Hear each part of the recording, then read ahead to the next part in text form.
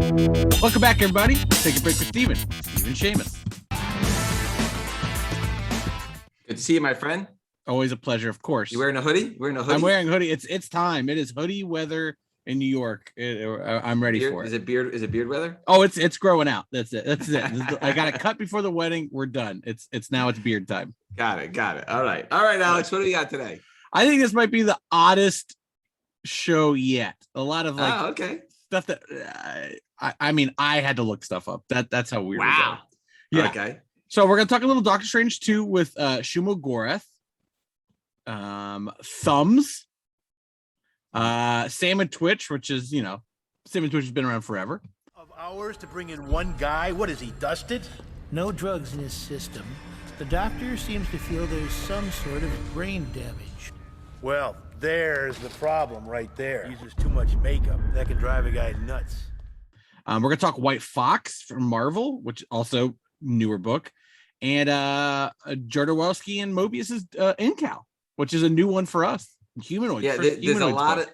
Look, Alex, I send you links like 2 or 3 times a week. Like this got picked up, and this got picked up, and then and it's incredible. You can see the prices. It's $10 and then it's $50. It's $50 and it's $250. It's like it's not like it goes from like 50 to 60. There are no more what you would call normal price jumps anymore. They don't exist. And I think a lot of it is you don't have that mass overproduction the way you used to have.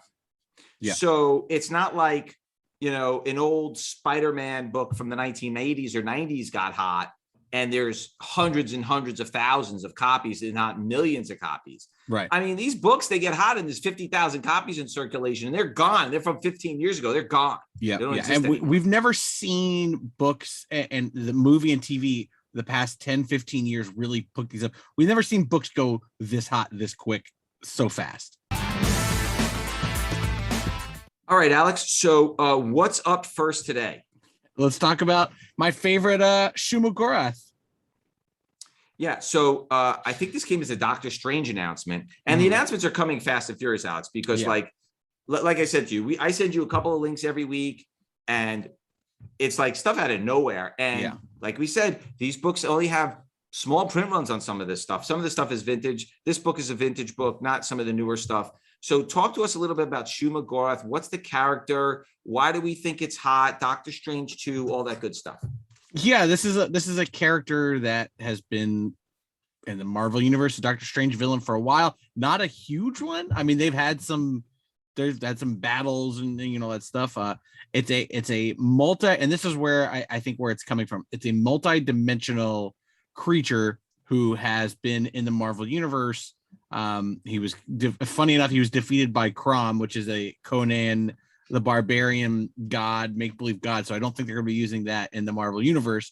But the character is kind of like Starro. Looks like Starro, like an octopus with a giant eye. It just tries to take over the universe and all that stuff, like every other multi-dimensional. But I think the key here is that it's going to be a villain that can break the dimensions between realities and worlds and universes. Doctor Strange villain. I mean, he fights him. He's fought him a couple times, and now we're gonna see him in TV. Got it. Okay, so the first mention is in Marvel Premiere number 5 from November of 1972. Doctor Strange, featuring concepts created by Robert E. Howard. It's a Gardner Fox story. Mike Ploog cover. Mike Ploog is pretty amazing. Very, very low pop report on this book, Alex. There are 5 9.6. We're only going to talk about blue labels from now on. We found that the fans prefer just the blue label reports, so we're just going to stick to blue labels. So I'm not just going to keep saying blue label, gold label. If it's a gold label, I will say that it's a gold label. So there are 5 9.6s. There are 11 9.4s.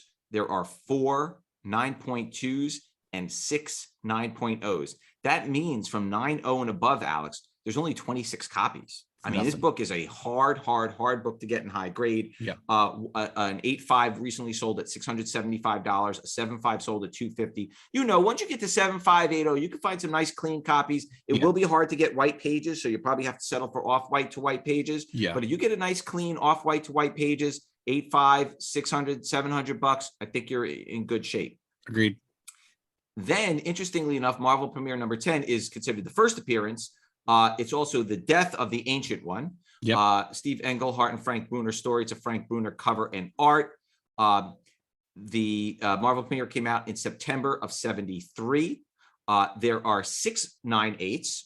There are 5 9/6s. There are 16 9/4s, 9 9.2s, and 13 9.0s. That's 22, 38, 43. My math is pretty good. 49. That's less than 50 copies. That's very small. Less than 50 copies above 9.0. A 9.2 recently sold for $22.50. Before that, about a month ago, a 9.4 sold for $17.50. So think about that. A month or so ago, a 9.4 was $17.50, and then a 9.2 just sold for $22.50. So 9.4 would probably be $3,000 plus. That's doubling of the price in just a month. Nobody was connected. Marvel Premieres are a collectible book, but nobody was thinking ahead of time that this is the one. This is the one to keep. No. Low print runs, low pops. Okay. What do we got next, Alex? I think everybody's the most popular book going out today is Thumbs. It's amazing, man. Right? I mean, by the way, the covers are very cool. Cover the art's great. Have on these books. Yeah. Love what they did on the covers. Very, very interesting. A Sean Lewis story, Hayden Sher cover and art. We haven't talked much about Sean Lewis or Hayden Sher. So what is this book? How did this book get so hot and what's going on there?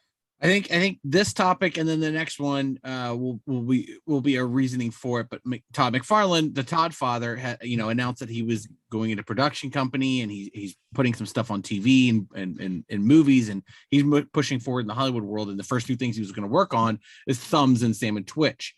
Thumbs is an Image comic book. Essentially, it's about a bunch of app users that use this app that's kind of like Facebook, and then the app kind of a army makes them into a militia and is like, hey, if you're a follower of this app, you should fight the government because they're terrible people, they're destroying you. So it's kind of like this weird like Facebook versus the government app comic book. It's a neat, if anybody's going to make something that's topical, this is a very topical book, and also probably a very easy thing to film because it's just a lot of people talking. But I've heard of Thumbs. I've never read it. This is a low print run book. And you said we never talked about. Do we know what the story concept is? Yeah, it's about Facebook versus the government. Oh, right. No, I know that. Okay, I wasn't sure if there was like more to the individual. No, that's. I mean, there's one. The Thumbs is the main character. Oh, okay, got it. And he is the one that kind of like he's looking for his sister, and it's in between this battle. But like I said, like Sean Lewis and Hayden Sher, like we don't talk about them. Never. So this is a low printed book, very much. The book's on fire, by the way. Book exploded in value. Okay. Thumbs number 1, June of 2019. There are 8 9.8s and 1 9.6. So a 9.8 recently sold for $280, but the next one's going to sell for more because only 8 of them. There's only 9 total pop complete. That's it. That's There's crazy. Only 8 9.8s and 1 9.6. That's the whole super pop. Super crazy. It's crazy. It's a $40 to $60 raw book now. Wow. The second print has a 0 pop. It's $125 raw. Woof. Can't find it. Woof. So good luck. So that book's on fire. All right. And then segueing into Sam and Twitch, which you are correct. It has been around forever. The first appearance was Spawn number 1, which is already a very expensive book. So we're not going to talk about Spawn number 1. But obviously Sam and Twitch have been around for, since 1993. So you're going on almost 30 years at this point. Wow. So talk a little bit about Sam and Twitch, what the show is going to be, and then these other books are starting to pop, Alex. Yeah. I mean, this book specifically, Sam and Twitch number 1. Like you said, Sam and Twitch, the characters have been in the Spawn universe since issue 1. So they've been loved. But when we start talking about like the characters kind of broadening out or becoming their own or getting more history to them, the first issue, it's a Brian Michael Bendis early Brian Michael Bendis professional work, and it's what Gotham wanted to be. I think Gotham, the TV show, turned out to be about the villains and Batman, but Sam and Twitch is about 2 detectives, NYPD detectives. They don't have special powers. They're not anything more than just detectives. They have their own little quirks, but they're detectives in a universe with superpowered heroes and villains. So, it's kind of, Powers kind of pulls from this. Brian Michael Bendis did this before he wrote Powers. So it's a little bit of that mixed in. And it's very gritty. I mean, these are characters that, again, have been in Spawn forever. Got it. Right. So Sam and Twitch, number one of August of 1999. There are 7 9.8s, Wow. 6 9.6s. Ashley Wood cover. Ashley's amazing. Amazing. That book is $25 to $35 raw now. Wow. And they printed a lot of copies of those books back in the day. Yeah, that was a big push. Yeah. Then there's Case Files, Sam and Twitch, number 1 from 2003. There's only 198. There's only 19.6. That's the whole pop, 2 pop. It's only about a $6 raw book. A 9.6 just sold for $100. So wow. I think people are going to start sending those books in. If you can find them at a show, those will probably be in 50-cent boxes. Yep. And then there's Sam and Twitch number 1 from May of 2010. There's only 9.8. And that's a $6 to $10 raw book. And again, that's probably in the dollar box. Yeah, totally. Yeah. Okay, so what do we got next, Alex? We're going to jump to our Contest of Champions and talk a little White Fox. Yeah, so these books have gone absolutely crazy. These Contest of Champion books. Yep. Listed White Fox number 1. I don't know why this book is going so crazy. So talk a little bit about White Fox and is it just like speculation or what's going on? And who is the White Fox? Yeah, I think it's a little speculation. This is she is Amy Han is a Korean superhero. She's a shapeshifter, a Kumiho, which is a shapeshifter who shapeshifts into a 9-tailed white fox.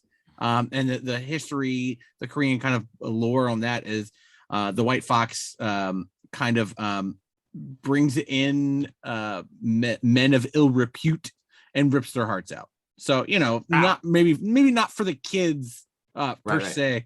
Got it. But I mean, the hero, we know her from Contest of Champions, Agents of Atlas. I think you're seeing a lot with new MCU and TV shows that you're seeing a lot of inclusion. And I think with that becomes a speculation of everything. We've talked about Agents of Atlas for a couple things, for Aereo, for Swordmaster, for Amadeus Cho, and this is just another character from that. Got it. Okay, so Contest of Champions number 1, Paco Medina cover, December of 2015. There are 29.8s, very hard to find, low pop. So it's about a $12 raw book. Like you said, it's Al Ewing stories, Paco Medina artwork. Okay, Then there's the Ron Lim Connecting Version A cover. There are 19. Yeah, there is 19 9.8s. That's about a $250 book. It's about $40 raw. By the way, $40 raw for that book from 6 years ago is pretty steep, right? Yep. I mean, again, Contest of Champions was a book that Marvel was selling pretty good. Yep. Then there's the Dennis Cowan hip hop cover. It's it's Jizz's Lizards Liquid Swords tape spoof. 22 9.8s. That's about a $240 book. That's about $35 raw. Yeah, we've talked about these hip hops a lot. Yeah, every hop book. Just go ahead and grab the hip hop variants. Might as well just keep them in. Then the Scotty Young variant cover. There are 21 There are 21 blue label 9.8s. There are 7 gold label 9.8s. This one had a pretty decent gold pop. That book is about $20 raw. Could not find any for sale. Then the John Tyler Christopher action figure variant. There are 2 9.6s. There are no 9.8s. That's about a $5 to $10 book. That's got a Maestro cover. She's not, the White Fox is not on the cover, so that one's not as popular as the other ones because it's the action figure of Maestro. Then the blank cover, there is 1 blue label and 18 gold label 9.8s because that's traditional with the blank covers. People draw them and sign them. That is about a $12 to $15 raw book. Then there's the Daniel Brereton 1 in 10 variant Kirby Monster cover. There's 2 9.8. Those are very, very hard to find. Those are $25+ raw. $25 was the price that it closed out a while ago. So I don't think you'll be able to get it for $25 anymore. No. By the way, you should be able to find these at shows, cheapo prices, by the way, because I don't think anyone's going through their boxes yet. Yep. The Kabam 1 in 10 variant cover, 3 9.6s. That's it. Those are $6 raw. Then here's the cover that everybody wants on the White Fox. The Lanil U 1 in 25 variant cover. Yes. 19 9.8s. The last one sold for $800, Alex. And it's about $100 raw. And then there's the Mark Bagley 1 in 25 classic variant cover. There's only 4 9/8s, and those are $45 to $55 raw. So the U1 is the one that everybody wants. Yes. Yeah. So that's a Crazy. good one. You go listen. I bet you can go to shows and probably pick these up for $40 or $50. And nobody would know. You know, if you're traveling for the holidays, go to your locals and see if they might have them in some bins. 100%. Somewhere. Yeah. 100%. This stuff is all slipping through the cracks. You know that. Yeah. Yeah. Okay. All right. What are we closing up with, Alex, today? I think it might be my pick of the week that we might be second to last. Alex, I forgot. All right. All right. I blew right by you. It's all right. My apologies. Alex's pick of the week. What do we got? Sorry. You know what? You know, we were on a roll. We're talking about some interesting stuff. I totally get it. I'm just the Ed McMahon. We were on a roll. I'm the Ed McMahon to your Johnny. So we were talking about this for other stuff, and we've talked about, like, you know, how items are picking up and you can see them going quickly. I think, you know, in the vintage toy world, everybody knows that original Ghostbusters and Ninja Turtles and stuff from the 80s are just, you find them in original boxes. That's it. You've got gold. For years, the 90s stuff was garbage. You wanted to get Bill and Ted action figures for $10 a piece, no problem. You wanted to get Bucky O'Hare stuff, they've got them. Crash Test Dummies, they've got them. 90s stuff was just a dime a dozen. Everybody had them. Everybody was collecting them. Everybody was holding on to them. By the time in the 90s, you knew things were going to be worth money. But I think just recently, the last handful of years, and I don't know if it's a pandemic, but stuff that I usually am looking to buy, you know, that are like 10, 15, $20 are now $40 or $50. I think you're seeing the nostalgia factor hitting the 90s kids. The 90s kids are in their mid to late 20s. It's, you know, it's not that young anymore. You're not thinking, you know, 17-year-old kids, their toy stuff. So, you know, when you're talking about how things are going higher, how things are, you know, collectibles and stuff like that, you've got to think about the nostalgia stuff. We say it a million times. And now that, you know, the 90s stuff is high, you got to start looking at the 2000 stuff, and you can see it. You know, Avatar: The Last Airbender, some of those original toys are not cheap at all. Finding those in original packages, they're not cheap, because you have the kids that are, you know, that were born in the early 2000s. They're now in their 20s and they're now collecting. Yeah, you know, Pokemon, they printed millions of those cards. Yep. And I can't tell you how many friends or family, my nephew, he's like, Yeah. they threw them out because they weren't worth anything for 20 years. They're like, throw them out. I had them for 10 years. I had the original Pokemon cards. I had a stack of them. They weren't worth anything. I gave them to a buddy of mine to give to his kid. That's it. They're gone. That's it. God. All right. That's what happens. That's All right. it. Okay. What are we closing up with now? Today, Alex? Now we're going to close out with the Incal. Another book out of nowhere, Alex. What is going on? This is a fun one. And the fact that this book is getting more attention now, it helps that they're now discussing doing a movie, and Taika Waititi is going to be, you know, headlining it. But I mean, this is a book that you talk about European comics. The Incal is one of the ones on the top list. Might be the most famous of the Europeans that's not for kids like Tintin or Asterix. But I mean, you have Jodorowsky, who, you know, famous artist, film director, actor. He did everything. He was going to make Dune. I mean, this has a lot to do with, you know, now that Dune is out and there's a movie and it's a blockbuster, people are into it. People are talking about Jodorowsky's, who almost happened, never happened. And then you have Mobius, the artist, who, I mean, is probably one of the most famous artists out of Europe, French artist, like probably for the past in comics might be, you know, top 5. So, you know, now that this is something that people now know and is going to be a movie, people are looking to collect these things. And, you know, a lot of the stuff's French stuff, out of print stuff, you know, just in hardcovers, just in humanoids, you know. Crazy.